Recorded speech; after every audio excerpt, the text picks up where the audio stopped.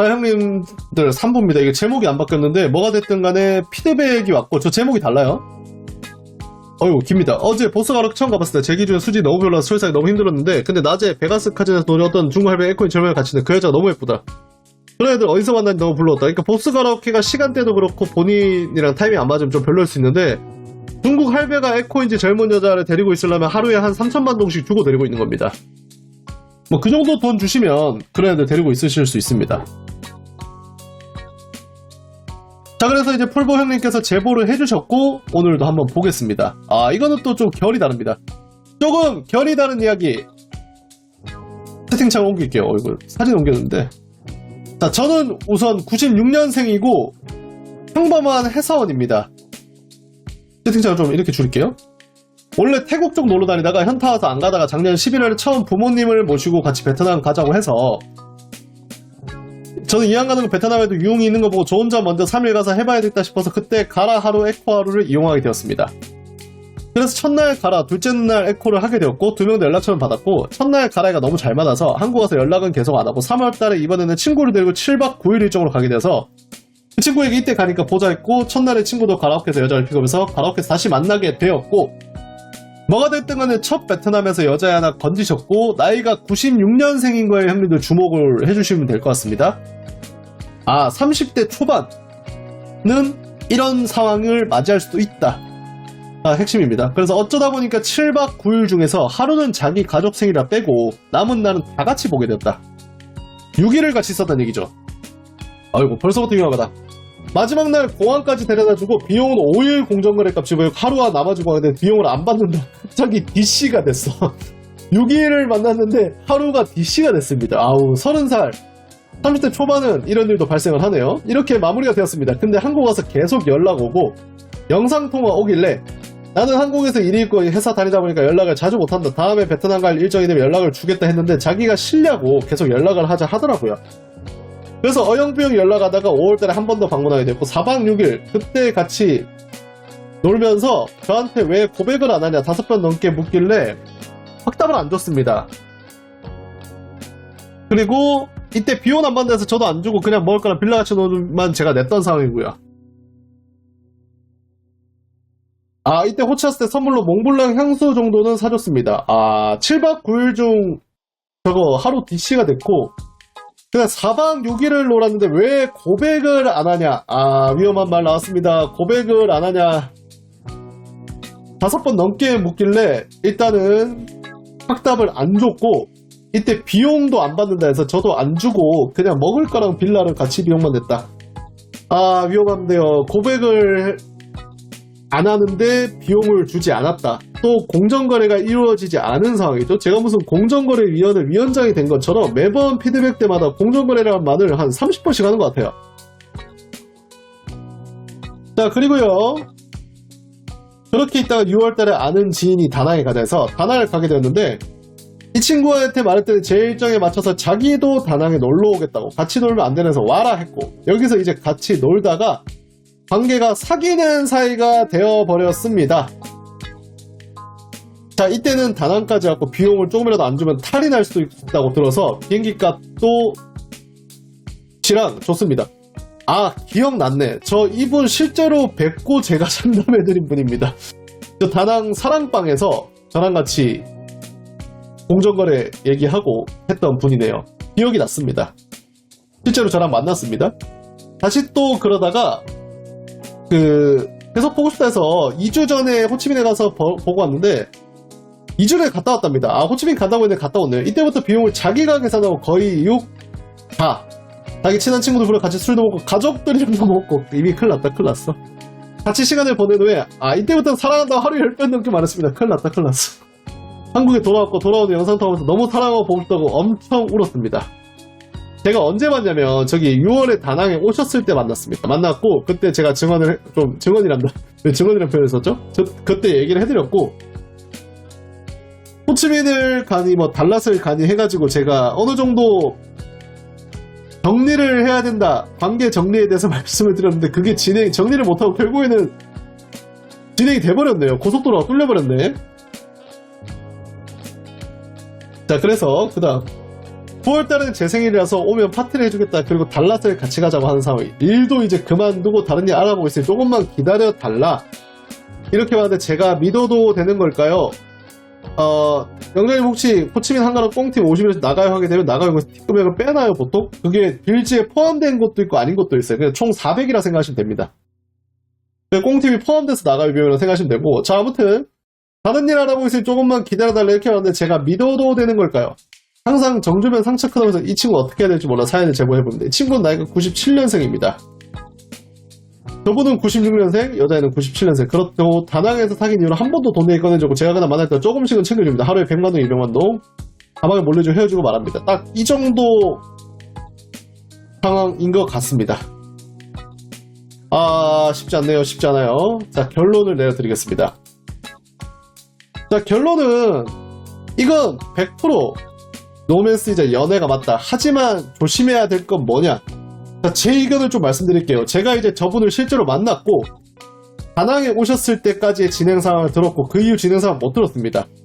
근데 그 이후 진행 상황이 호치민에 가서 한 번 더 만났고 달랏을 가니 뭐니 하고 있다는 얘기인데 제가 주목하고 있는 포인트는 어떤 게 있냐면 첫 번째가 일단 우리 형님들이 보셔야 될 거는 저분은 96년생이라는 얘기입니다. 96년생. 그래서 형님들이 조금 참고를 하셔야 될 나이고 어떻게 생각하시면 좋을 거 같냐면 일단 첫 번째 여자애가 일을 관두냐? 저는 그거에 대해서는 잘 모르겠어요. 이게 결국에는 베트남에서 가라오케 일하는 애들이 특히 그런데 본인들이 책임져야 될 생계가 있는 애들이에요. 우리로 치면 가장입니다. 애들이 자기가 책임져야 될 가족이 있고 그 다음에 자기가 해야 될 일들이 있어요. 근데 그걸 위해서 대부분이 본인의 사치를 위해서도 있지만 MZ들이 요새 많긴 해요. 어린애들이. 근데 나이가 97년생인데 가라오케 일을 한다. 그러면 본인의 생계를 위해서 일을 하는 경우가 많습니다. 본인이든 본인 가족이든 또는 미래를 위해서. 이미 조금 늦은 나이잖아요. 그렇기 때문에 이 친구들이 저걸 포기한다는 거는 나도 포기했으니 너도 나를 책임져라가 사실 대부분 깔리는 값입니다. 어느 여자애가 쿨하게 자기가 큰 그림을 그리는 건 아니거든요. 이 남자랑 사랑해도 내가 모든 걸 포기할 수 있다라는 마인드는 맞아요. 나는 이 남자만 있으면 지금 내가 하고 있는 경제적인 모든 걸 포기해도 된다가 맞아요. 하지만 항상 반대급부는 존재합니다. 야, 내가 지금 현재 일하고 경제적인 거고 가족이고 모든 이거를 포기하고 너를 선택을 했는데 네가 감히 딴 여자를 만나가 돼요.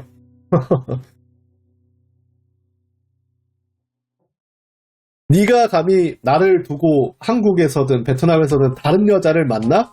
나는 너를 위해서 모든 걸 포기했는데가 되는 거죠. 프로세스가. 이게 스스로를 정당화하고 연애에 당위성을 넣는 그런 느낌은 아닌데 이거는 제가 봤을 때는 조금 반대입니다. 후폭풍이 너무 클 것 같아요. 이 연애는 저는 반대입니다.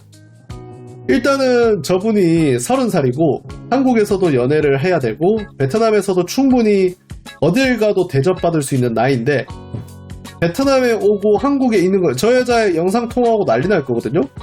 그럼 한국에서 여자를 만나고 있는데 영상통화 왔는데 갑자기 여자랑 놀고 있는데 잘로에 베트남 여자 이름 뜨면서 영상통화하면 여자친구든 여자든 무슨 생각을 하겠어요. 또는 베트남에 가가지고 타 지역에 가서 몰래 이 여자의 몰래 타 지역을 간다고 칩시다. 그게 과연 우리로 치면 가능한 요소인가? 그러니까 취직이라는 개념보다는 그러니까 이 남자가 나를 데려가서 나를 행복하게 해주고 우리 가족의 집을 사주고 빚을 해결해주고 이런 건 아닌 것 같아요. 제가 봤을 때. 그게 아니라 베트남 친구들이 기본적으로는 온라인으로 보다가 9월 1일 다낭으로 드디어 갑니다. 9월 1일 뵙겠습니다. 대부분이 어떤 느낌이냐면 여자애들이 제가 느꼈을 때 베트남 애들이 좀 헌신적인 게 있어요. 특히 여자애들이. 그렇기 때문에 얘는 나름대로 이분한테 헌신을 하는 겁니다. 자기가 하고 있는 걸 포기를 하고. 제가 예전에 가라오케 여자애들이랑 사귀어 본 적이 있는데 이런 적이 있었어요. 명언이었습니다. 어떤 여자애가 저랑 만나면서 그 여자애가 한 달에 한 번, 두 번 정도 출근을 했거든요. 번듯한 직장을 가지고 있었고 심지어 한국 회사에 다니면서 한 달에 2천만 동 정도 버는 친구였어요.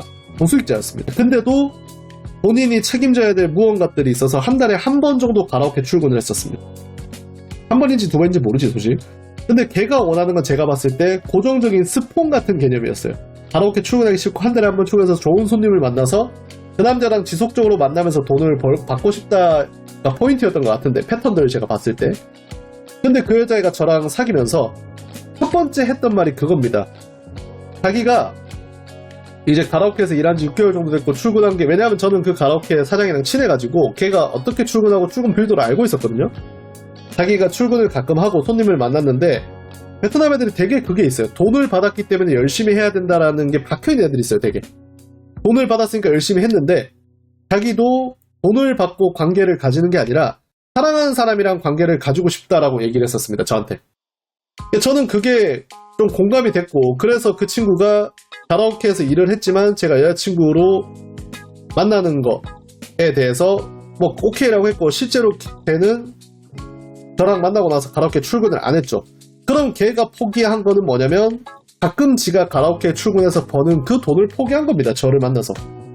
근데 저는 그거를 알고 있었기 때문에 데이트할 때도 제가 뭐 대부분 내는 건 맞지만, 여자친구지만 매달 돈을 주고 이런 건 아니었는데, 그냥 걔가 예를 들어서 무슨 이사를 한다 집, 또는 가족이 뭘 한다, 아프다고 뭐 돈 달라 이런 게 아니라 뭔가 내가 봤을 때 돈이 필요한 일이 있으면 제가 걔 계좌로 100만 동, 200만 동씩 주고 그랬어요. 왜냐면 제가 사귀어봤을 때 걔가 그런 비용이 부족해서 가라오케 한 달에 한 번 정도 일했을 거라는 생각을 했거든요. 본인도 그걸 포기하고 나를 만났기 때문에 나는 그거에 대해서 보상을 해야 한다고 저는 생각을 했고, 근데 그 여자애랑 저랑 헤어지고 나서는 걔가 다시 출근했는지 안 했는지 몰라요. 제가 관심이 없으니까. 근데 저 여자애도 지금 마찬가지예요. 나이가 29살이고 그 다음에 지금 가라오케에 다니고 있으면 고정적으로 본인이 들어가는 돈이 있을 거란 말이죠. 돈을 모으고 있거나 뭐 낮은 확률로 본인이 그냥 미래를 위해서 네일샵 하나 차릴 거다, 뭐 할 거다 해서 돈을 모으고 있을 수도 있는데, 그게 아니라면 대부분 가족 중 누가 아프다거나 가족의 빚을 갖고 있다거나 본인의 빚을 갖고 있다, 그런 상황일 거란 말이죠. 나이를 보니까. 근데 제가 그런 것들을 포기를 하고, 지금까지 포기를 못했죠. 왜냐면 아직 일을 그만두지 않았으니까. 근데 웃긴 거는 사귀기로 했잖아요. 지난번 호치민 가서. 근데 아직 일은 안 그만뒀잖아요. 앞으로 일을 그만둘 거라고 했지 일을 안 그만뒀잖아요. 그러면 일을 그만두지 않고 지속되는 시간이 있을 거라는 겁니다. 그리고 솔직한 말로 여자애가 일을 그만둘 수 있는 조건이 좀 금전적으로도 뭐든 확신이 필요한 거거든요, 결국에는. 그래서 저는 제가 봤을 때는 일을 당분간은 그만두기 좀 힘들지 않을까라는 생각이 들어요. 그게 아니라 몰래 출근을 할 수도 있습니다. 진짜로 얘네들이 몰래 출근하는 방법은 너무 많아요. 자, 잘로로 연락을 할 겁니다. 잘로에 무슨 기능이 있냐면 로그인 시간을 알려주는 기능이 있어요. 그 로그인 시간을 보면서 이 사람이 몇 분 전에 로그인했고 몇 분 전에 로그인을 안 했고를 볼 수 있는데, 그 기능을 끌 수도 있어요. 근데 끄면 여자친구들이 의심을 합니다. 너 왜 로그인 온라인 껐어? 그러면 킨다고 칠게요. 서로 온라인 시간을 켜서 얘가 몇 시에 잤는지를 알 수 있어요. 근데 여자애가 핸드폰을 2개를 씁니다. 그럼 알 방법이 없어요. 그냥 걔는 연락을 열심히 잘 하다가 밤 10시까지 연락하다가 그 남자가 자면 다른 핸드폰 들고 나가면 됩니다. 그냥 다른 핸드폰 들고 에코 띠로 가면 되는 거예요. 그냥. 그렇기 때문에 얘가 일을 그만뒀는지 안 그만뒀는지 판단을 할 수가 없습니다. 그런 확신이 없기 때문에 그거를 무작정 믿을 수도 없고요. 걔가 타 지역에 있는데 다른 손님을 만나는지 다른 남자를 만나는지, 가라오케에서 일을 했잖아요. 그러면 손님이 많아요. 자기 개인 손님이. 가라오케를 출근하는 게 아니더라도 자기한테 연락 오는 손님이 많을 거란 말이죠. 야, 너 내일 나랑 보자, 얼마, 이렇게 하는 손님이 꽤 많을 거란 말이죠. 근데 그런 사람들을 과연 안 만날 수 있을까?